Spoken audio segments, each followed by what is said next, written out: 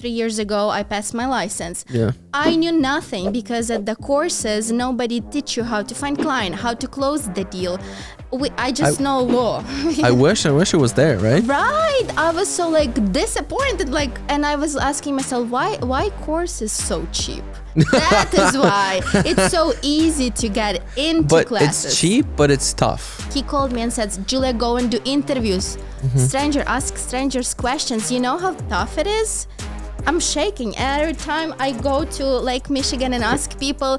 But you're pushing yourself. That's so good, you know? But it's so uncomfortable. But when I do it, I'm like, 10,000 views. This works. There's realtors who are 20 years in the business and they trying to get to 50 deals a year. Bro, I did it in 3 years. It's not that hard. You're just doing the wrong thing. You're focusing on the wrong stuff. If you're looking to grow your real estate career, you want to listen to this episode. Today with me, I have Julia Kiba. She's been in the business, I think 2 years. It's my third year. Just third year. And she currently has 8 contracts pending and it's only January. So Julia, how are you? I'm proud of myself. I'm proud of you. Because recently I had people reaching out to me saying, hey, do you have any advices? I want to become a realtor. Yeah. And Yeah. it's a really good but tough question because for me, It was. it was, Yeah.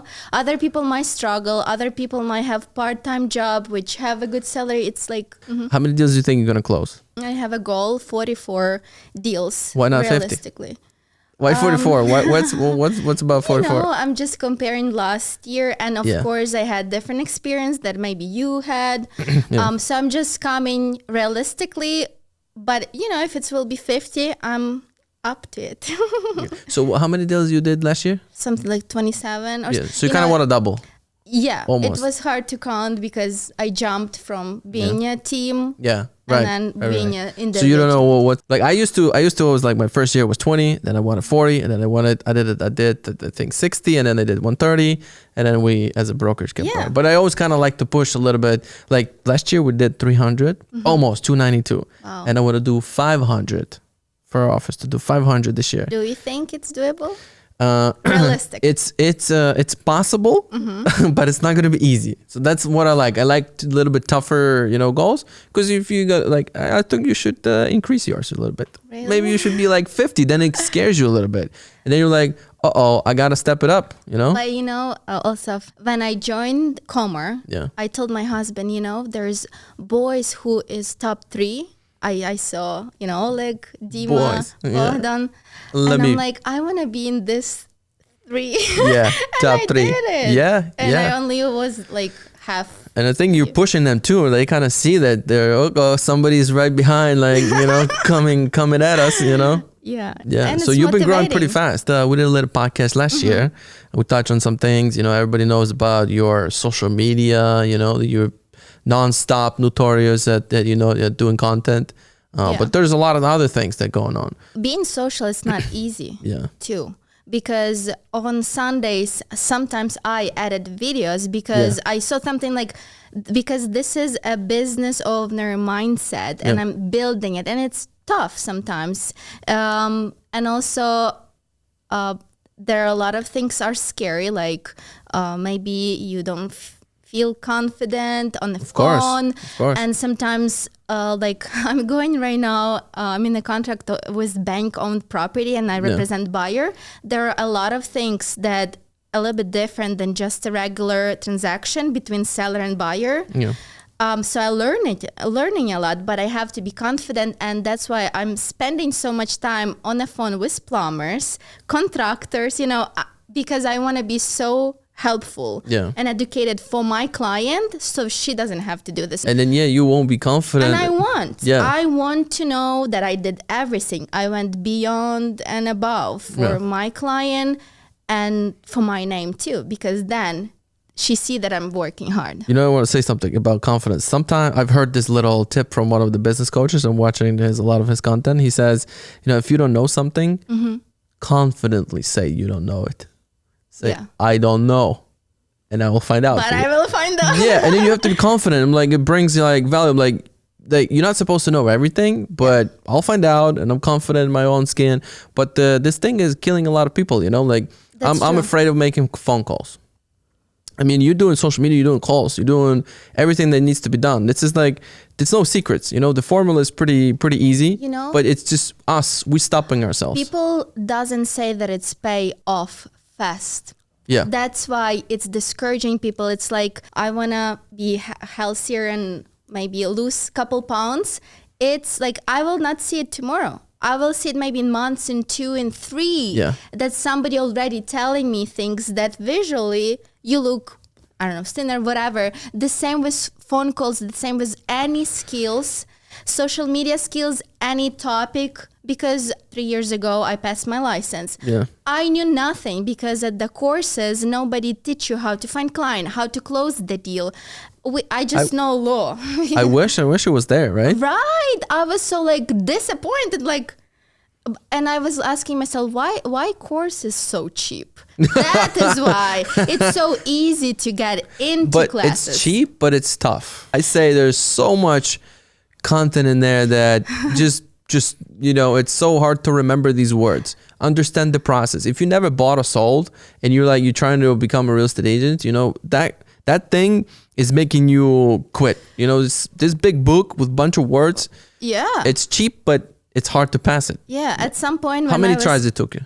Okay, you know, it's common. I have to be confident. Yeah, 3 times. Oh, it's not that bad. At some point, I thought that I'm a lawyer or what, because there were a lot of things that you, like earnest money, people can lose them. So you have also. And then the math, was that okay for you? The math? No, I don't like math, to be honest. But math was good for me. My wife, she didn't like the math. I did not like it. But then, you know, I spend more time on it because I need it. You know, and also there were some like questions which going all over and you're like, oh, the answer is correct. But it's just one, it's correct. Yeah. You know, that's what they have 2 answers. One is more correct than the other. Mm-hmm. We have in our company, we have a lot of agents that are coming out of school, they're coming to us and then we train them.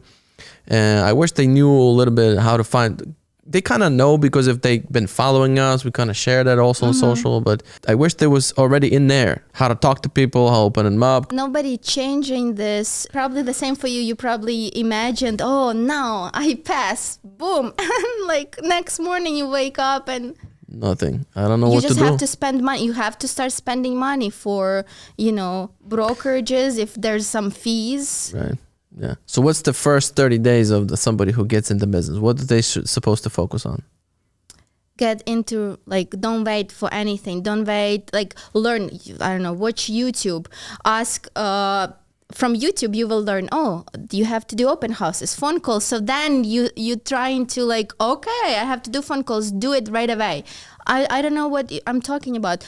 Schedule open house and call neighbors and say, hey, I'm inviting you to open house. That's the easiest script. And you can so easy. Feel, okay, this is first step. And then as soon as you have somebody on the line, you're like, hey, I would like to open you to an open house, invite you. And then they say, no, I'm not interested and stuff like that. Or they say they're interested.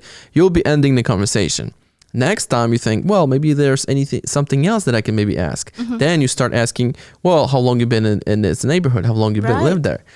Is this your rental property or maybe you own or you live there? Are you looking, maybe you have somebody who would like to move there. Would you like me to keep you posted what's happening in the area? Yeah.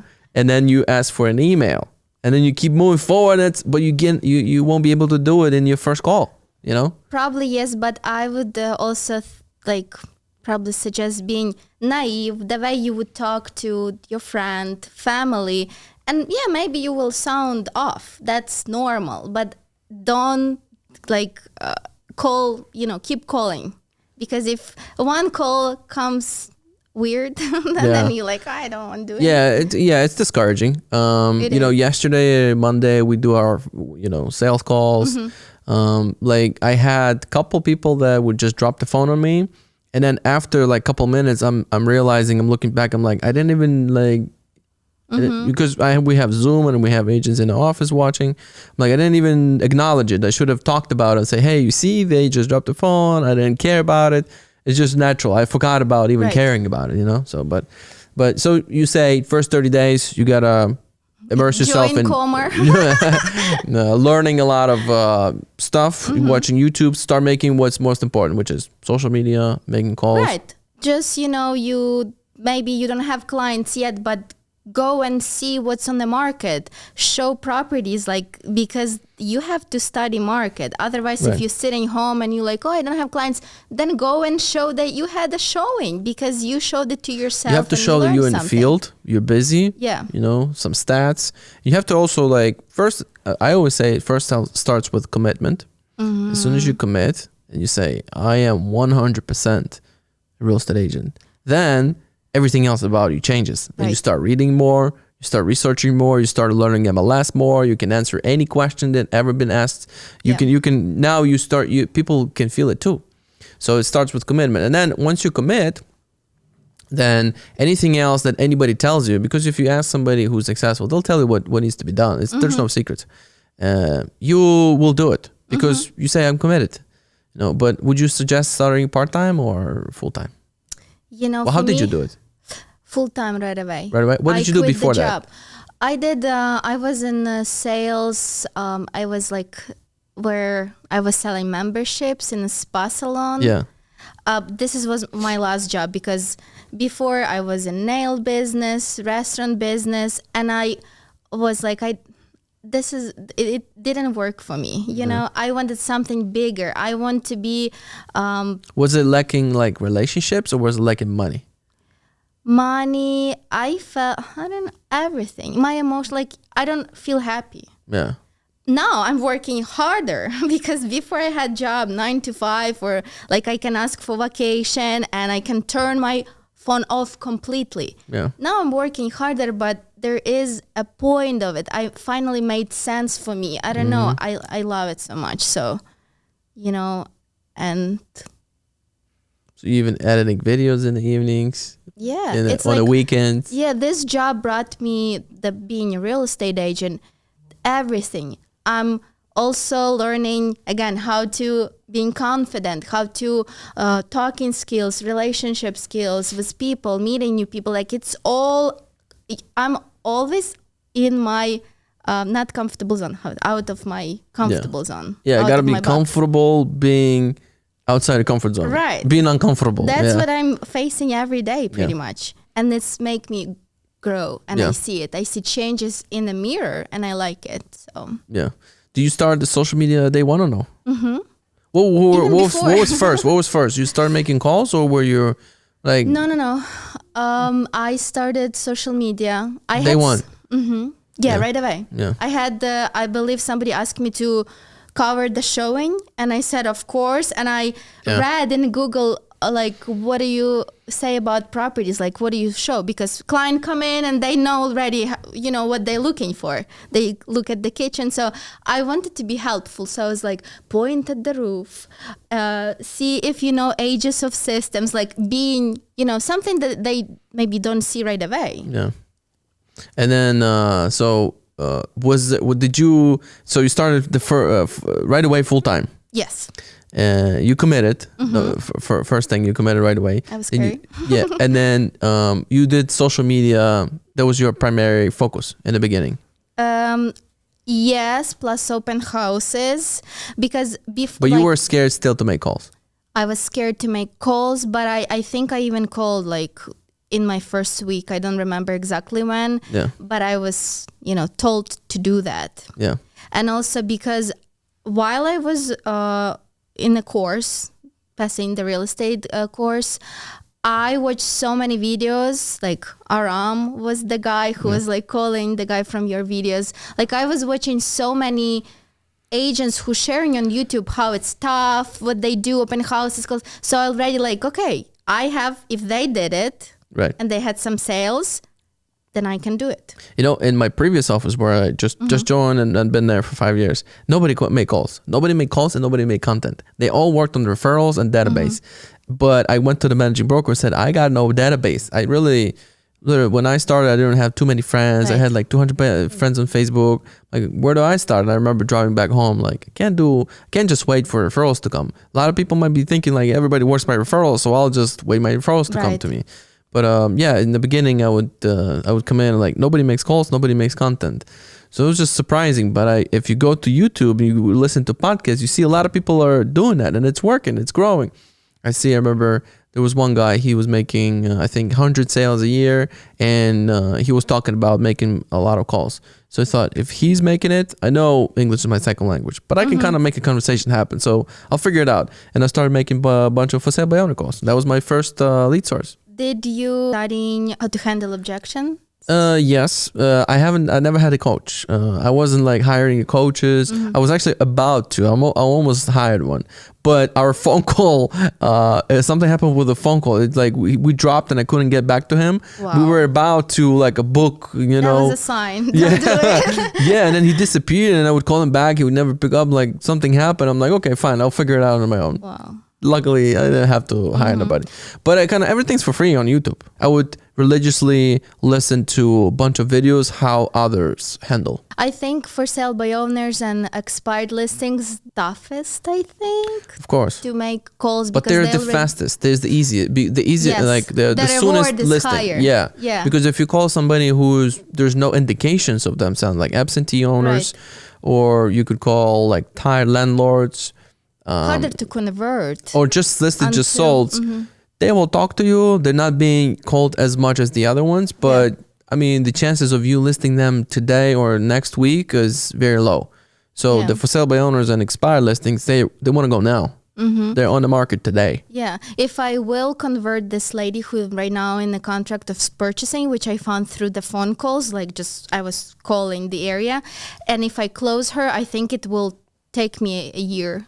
But how did you find her? What just did you do? Through the phone calls. I picked the area where, I don't know, townhome just got sold. Yeah.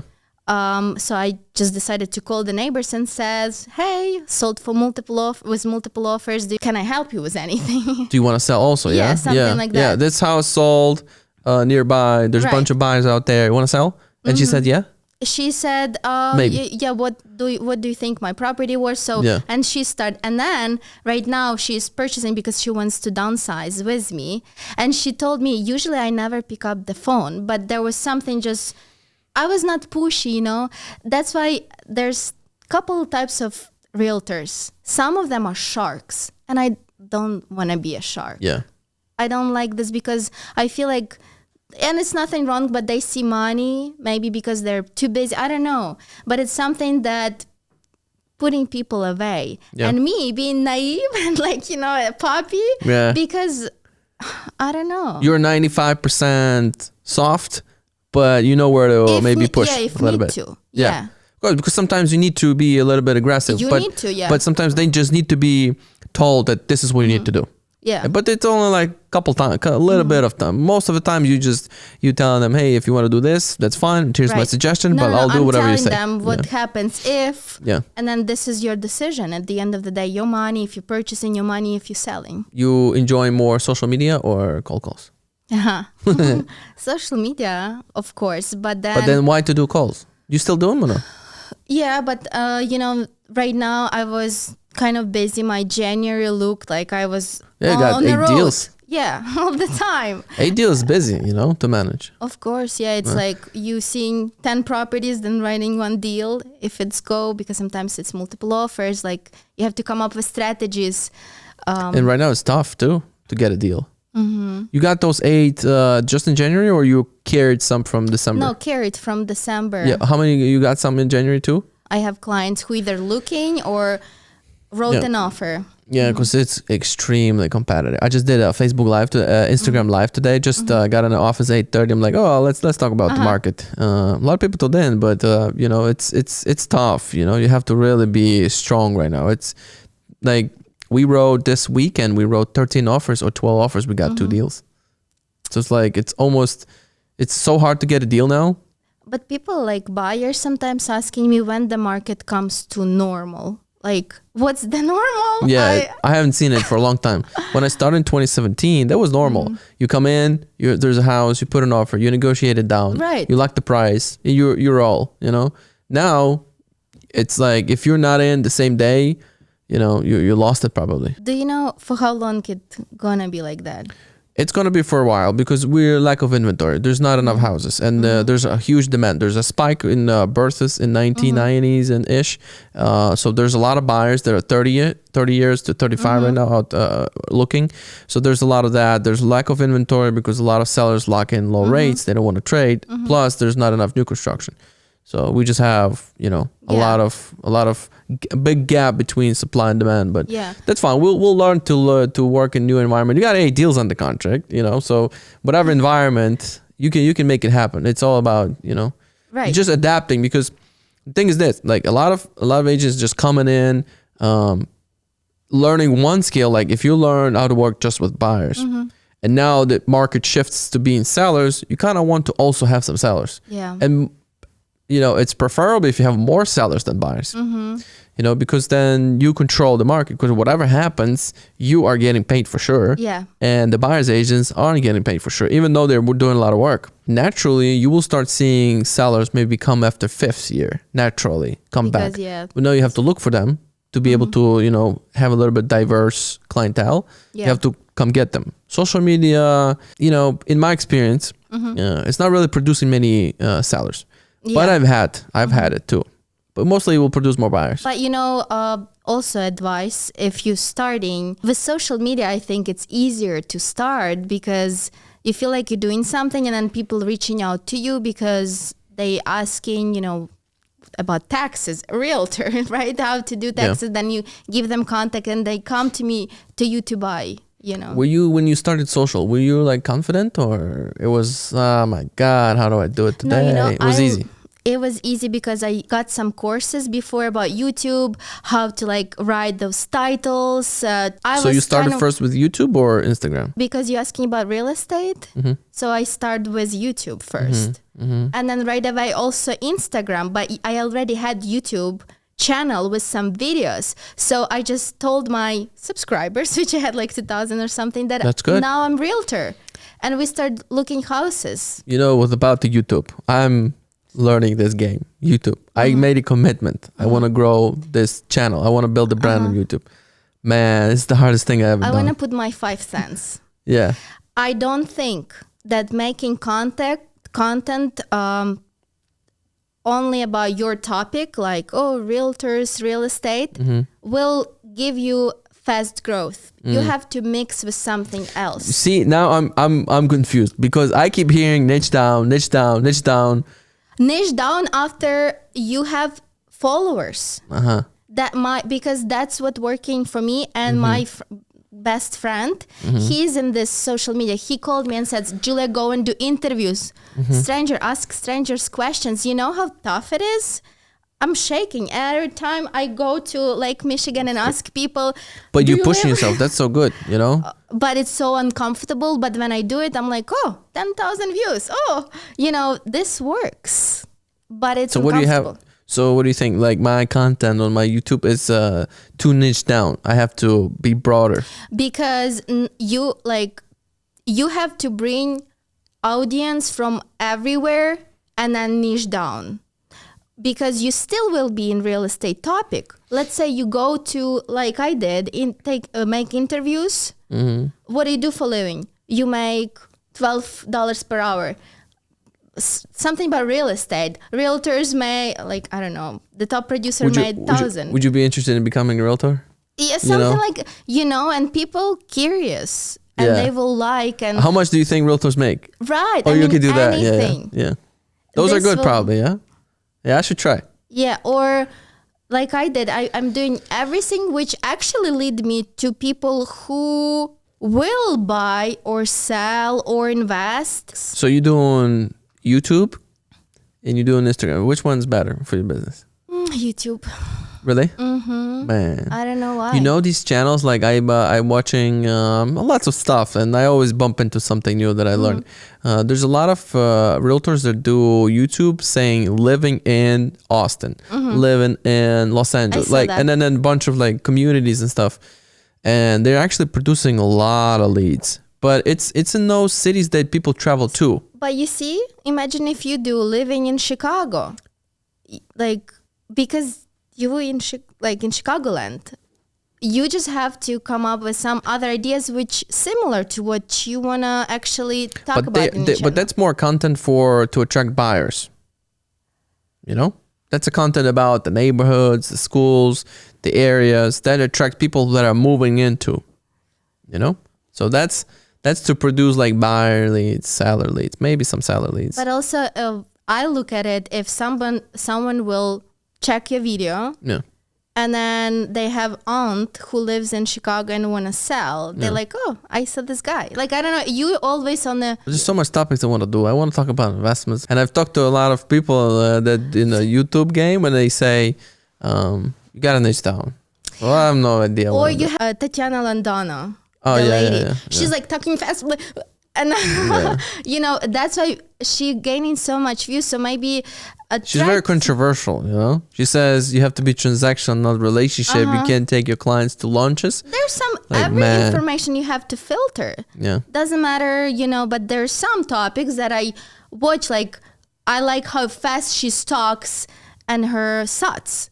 For me, it's hard to do. I think it's added, you know. You're just doing it and then you pause and you say again, you pause. I tried to do like she does, and those video makes more views. So because she can bring attention. So maybe there's something you can change and just see if it will work, you know.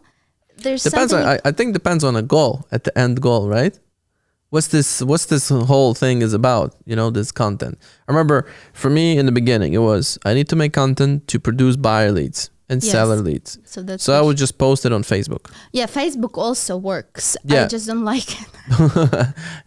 But it's very local, you know, Facebook. For me, Facebook is so hard. Like, I don't like how it's look. Whatever, you know.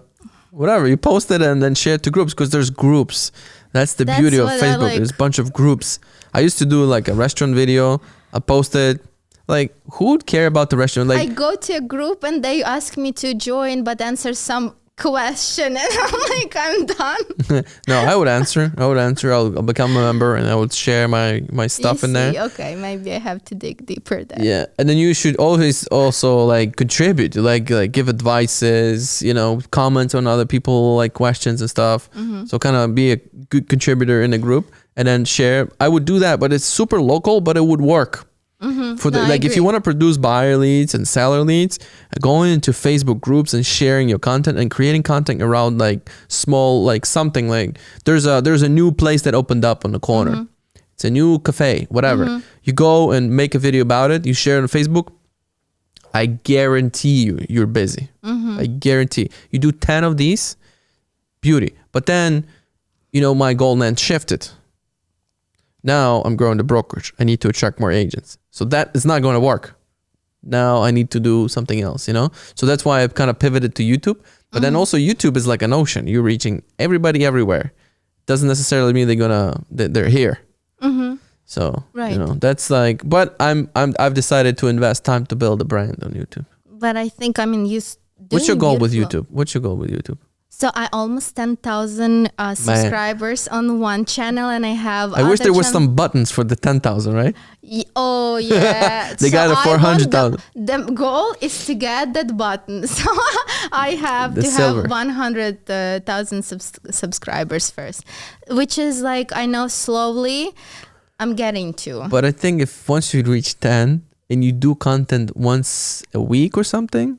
But with already what you have, I think it's just a matter of right now I'm on this phase. Should I hire assistant or something? Because I want to do so much. Me too. And it's only me and a girl who's helping me once a week, which is not enough with videos. Like, it's not enough. Who posts? Me still. Yeah. You added a lot of stuff. Well, the vertical, the short ones, she added.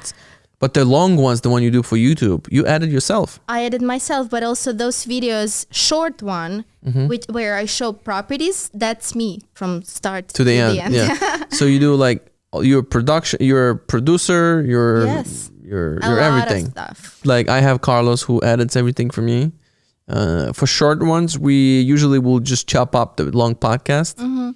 And sometimes he would push me to do a little short, but I really hate doing shorts on my. I'll do like a green screen on Instagram. That's what I like. It's quick, and I don't care about the quality too. I'll just share it, put it, and it gets a couple thousand views. Sometimes maybe 1,000. That's not bad. On Instagram, you know. TikTok doesn't work for me, you know. It's actually started working for me. Started to, yeah. But I think you've always been good on TikTok. No. I got one video that got 1,600,000. Oh wow! Yeah. Which one? It was just like cutting cake. Yeah, nothing. You see, like whatever. Like okay, and I've got like thousands of subscribers, but they're not relevant. They don't care about what I'm doing. Like they just came for fun, you know. So that's why I'm also like about YouTube. Like I see that shorts are bringing people, like subscribers, but they really not relevant audience. So that's my a little confused too. But you see, I always knew about you and because of Facebook and Instagram. Yes, so it is work. How do I get to 100,000 subscribers? You know, I would say you need to change your content a little bit on YouTube. Yeah, I don't want to say it's boring, but mix, because those videos also has to be there. The ones that you enjoy making. But also do something else. Yeah. Maybe, you know, some controversial. Yeah, good thought, you know. I'm going to try it. I'm going to see.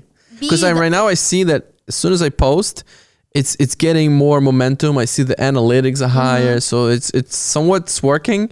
But I think the curve got to be higher. I think I'm missing something. Because I know, like, is it real estate? Going back to real estate sales. There's realtors who are 20 years in the business and they trying to get to 50 deals a year. Bro, I did it in 3 years. Like, it's not that hard. You're just doing the wrong thing. You're focusing on the wrong stuff. So I know I'm focusing I'm missing something. I can feel it because I know that the curve could be like a hockey stick. It could be faster. That's what I'm also like. I know if I will be sending mailers, like doing open house, I know that I will be 50 deals, 100, you know, that's would be me, but there's so much to do and only I have myself. Yeah. No. I mean, you got to start cutting things that you, you know, you can outsource a little bit. You can, you know, use the office staff a little bit, maybe ask them to help with something. You know, right now we're building out the studio in the office. I want to do as much as possible. You know, some market updates, everything, you know. And you have to mix the content. That's what I would say. So what are you going to do after you reach the 50 deals a year? You're going to put a high goal? Want to grow a team? I don't know about teams. Yeah. Maybe assistant and myself, yes. Because I don't really trust people that much. And after seeing how messy it can be, when somebody leaves the team, it just makes me like... I don't know. I don't like it. Yeah, I see a lot of teams also doing it a little bit. You know, how should I say it? Everybody wants to grow, but then the cost of the growth, it's not worth it. You know, it's like the most profitable, the best, the leanest, the most optimal, most profitable leads are when there's a team leader who produces a lot of leads and there's a helper or two. Really, the ones that are just... not there to, they're in the business not to build up the credits, they're not to build up their name, they're there to make money, and they really don't care about having their name receive credits. Because if you have somebody who is willing to grow, ambitious and want to get their business, their name out there, they're not a team player. They want to be on their own. They want to be independent and they want to actually control everything underneath. True. So a lot of teams have these type of people and they will leave and it's like it's like revolving door all the time. But I wish people like in our job, you can just say, hey, my assistant, can you show the property? They have to have license, you know? Yeah. This is the hardest part for me, you know, otherwise I would pay someone just because I need to cover one time. Yeah. And but the good thing we got somebody, you know, always in the chat, but, you know, somebody will pick it up. If I want a person work for me, like all the time, like it's... get somebody to agree to work just for you, you know? We have a flow of new agents that are coming. So it's all about setting expectations. Yeah. It's how you set it up. I'm still... It's always like, you know, this, again, the same guy I've been watching. It's always like, how he says it. He says that once I hire you, the probation period is always. That's what he calls. So basically, I can fire you anytime and you can quit anytime. Wow. So it's like it's an open door policy. Yeah. I don't want to make this is the expectation. If you want to quit, Just give me two weeks. Yeah. Why you want to keep person who's thinking to, Yeah, you don't want to create a cage, where people like, oh, then it's person closed. doesn't want to, it's making even harder. Yeah. I agree with that. So the teams is, but you got to invest, in real estate. That's the beauty. Like a lot of real estate agents don't invest.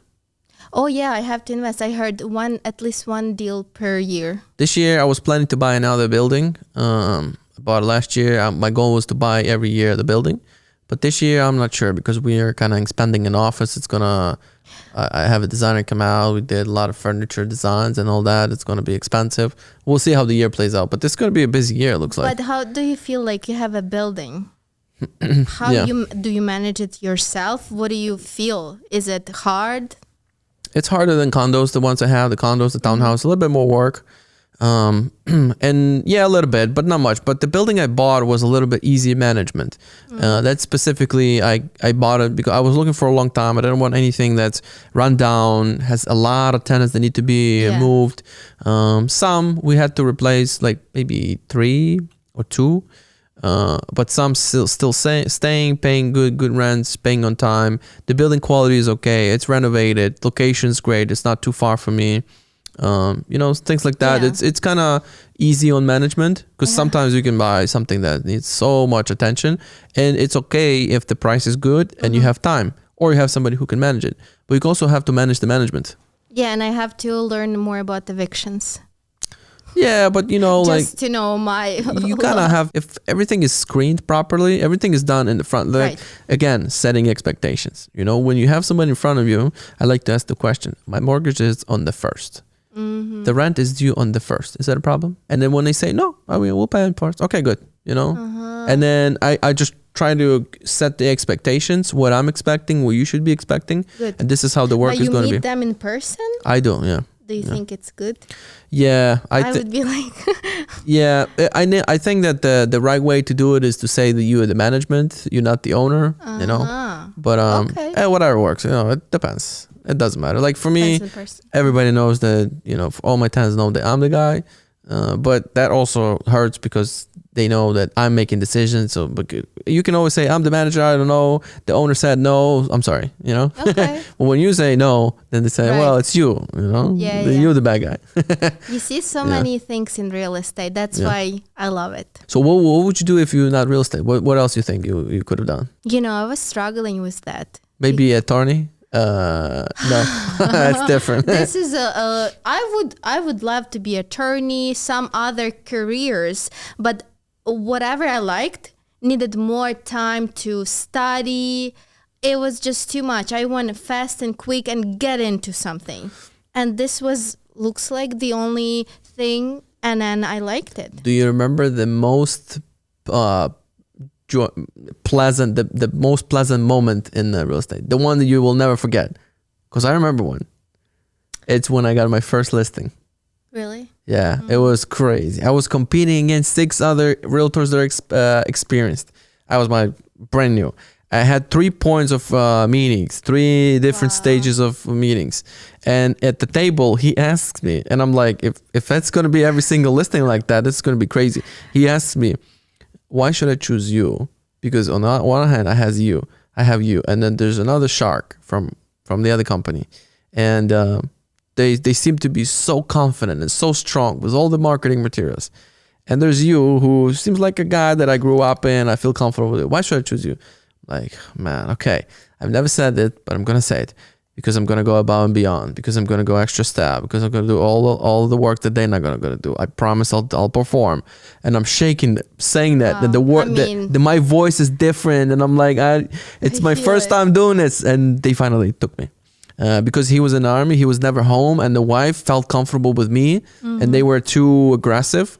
And she felt like they're going to push decisions on her. Right. And she feels a little bit easier with me. So she told him, sign with him. You see, so that's how I like this and approach. I remember calling wife. I'm like, I got the listing. I got it. And you sold it? I sold it, but it took me a year. It took me a year. It was in Northbrook. I will never forget the address. Never will forget the address. I'll never forget the names, anything. And then I made 8,000. So I'll never forget that deal. It's my first listing. It's not the first closing. because my first closing was my own place, and then my friends and some other ones. And then by the time I closed that one, it took about a year. So I closed probably like 12 houses already before that. But it was my first listing that I signed. And I remember when I was signing it with the seller, I was filling out some stuff that you don't really have to fill out. You know, like I'm filling out some MLS sheets in front of him. Like, my God, an hour with him. And then he's probably like, what are you doing? But I didn't know. And nobody like would show me. And then I called my managing broker. I got it. He's like, man, this is crazy. He taps me on the shoulder. I'm so proud. So I have 3 moments. First, when I got my license, because, 2 tries, then third one, I was losing it because I put everything on that getting the license.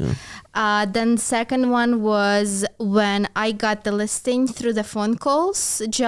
I decided to call the building which has apartments. And the person said that, yes, I want to sell. And it was in Schaumburg. It was studio really tough condition. You always get those beauties in the beginning. Right. And the third one, it was when I became independent agent. I had mix of feelings.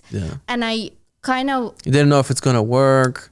Are you doing the right decision? I'm so happy that I transferred so quick to you guys, that it was like so fast that I had this exit to you guys, know. Otherwise, if I stay where I were, the environment was so like, I did not like it. Yeah, you felt like you should be flying free, but that's actually a good point, because I wanted to say, you're going to feel a lot of times, I'm ready for some next step.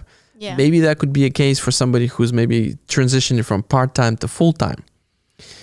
We have somebody in the chat asking like, when should I do it? And we all like start saying some things. Tough question. But I think that if you're not sure 100%, then it's not the time, because it feels like I need it and it starts bothering you. Right. Yeah. But if you like debating 1 week, 2 weeks, then just wait, because you will feel that momentum. I don't know. You will hear voices. Whatever. Yes, it's like it's not letting you sleep. Right. It's that's so what bothering I was not able to wait anymore. I was ready to be an independent agent, and I wanted it so bad. Even though I'm like, I have nothing tomorrow. If I have to leave everything and be thankful. Close the door. It's like it's when the question is like, should I do it? Should I not do it? I'm not sure. Like, think about like, okay, let's say I quit today. What do I do? For example, if somebody is thinking about, I'm just having a part-time switching to full-time. For example, in my head, if you were at a part-time and switching to full-time, what would you do if you're like, today, this morning, you're full-time? What would you do? You would just sit around and wait? Then that's not a good time. But if you have something like, I'm going to make 2 hour worth of calls, then do them since you still part-time. So do those 2 hours. You can squeeze in the 2 hours and see if you can actually do it. Probably like 8 or 9 years ago, I was trying to get into working out every day. And I'm like, this is the job I'm doing. It was different than real estate. It was I was in a trucking, and I'm like, can I squeeze that in right now, so I don't have to kind of commit for my subscription to the gym or something like that? And I was kind of trying to see if I can squeeze that in. Oh yeah, I can do it. It's possible. I can subscribe, and then So if you're part-time, find those 2 hours where you can really be super productive. And then once it becomes like you can't serve the clients because of the job, then you have to quit. Or like ask about vacation 1 week and do a trial and do all it. Just a weird advice. Yeah. Vacations is tough for me. Like my wife just today asked me, hey, when we gonna go for to Miami or like, some other places. I will go, but I'm not really looking so much forward to it. Really? Yeah. I don't know. Just for me, like, okay, let's bag. What are the towels? Where's this? But you still can work there. Sometimes, like, your wife probably, she needs to change the pictures and of course, I want to, but when it's too much, travel and everything like that, it becomes like, but I see that you're addicted to what you do. That's what's the answers, But I feel like also I need to reset too. You need, because me too. I'm at this point before New Year, I said, I need to go somewhere. And I asked my husband to like, let's go. But his work said that you have to wait a couple more months to get. Maybe he's going to become a real estate agent too. I told him that. Yeah. Maybe investor. everything's possible. Yeah. Because I don't have time to find my own deals. Is he handy? Can he do the work? Yeah. So you could be like doing your flips too. He can. It's just, his work too, taking so much. Like, he would not be able to be a part-time real estate agent. I just don't see it. He cannot. So there are some jobs which you will be not able. You can get the license, and he started to study and he wasn't able to finish. It's just so much because he's a manager in dealership. Like, dealerships work also, I don't know, 24/7. Okay, I got a question for you. Just keep up in my mind. Do you see yourself doing content full time and quitting real estate at one point? Like, you were so into like YouTube, you were like growing your and then I want to do that more. If it will bring me millions, maybe that I will. Then I need the real estate. I will keep buying it. I don't know. You enjoy doing content? I do. Yeah. But now I don't have too much time for it, so I just do it whenever I can for YouTube. Instagram more, consistent because I have help here and there. It's faster videos. Yeah. But right now, real estate, that's what brings me future. So what kind of type of content would you do for your YouTube to produce more clients? Show properties, because that's what people love to watch, like just stores. You planning on doing anything like podcasts maybe, or if I or have interviews? This setup, I will. I also love some pictures behind me. Like, I would go to Chicago because Chicago had view, and I would put my tripod and put the camera and start talking, because I don't want a wall behind me, a white wall, and I'm sitting in my house. I need something like this because people love it too. It's natural conversation that you can carry. But I did how does it call? Like, you go online on YouTube, you go online and you just live YouTube live. Yeah. So it's been cool. But people asking me questions about real estate, about life live? in America. Nice.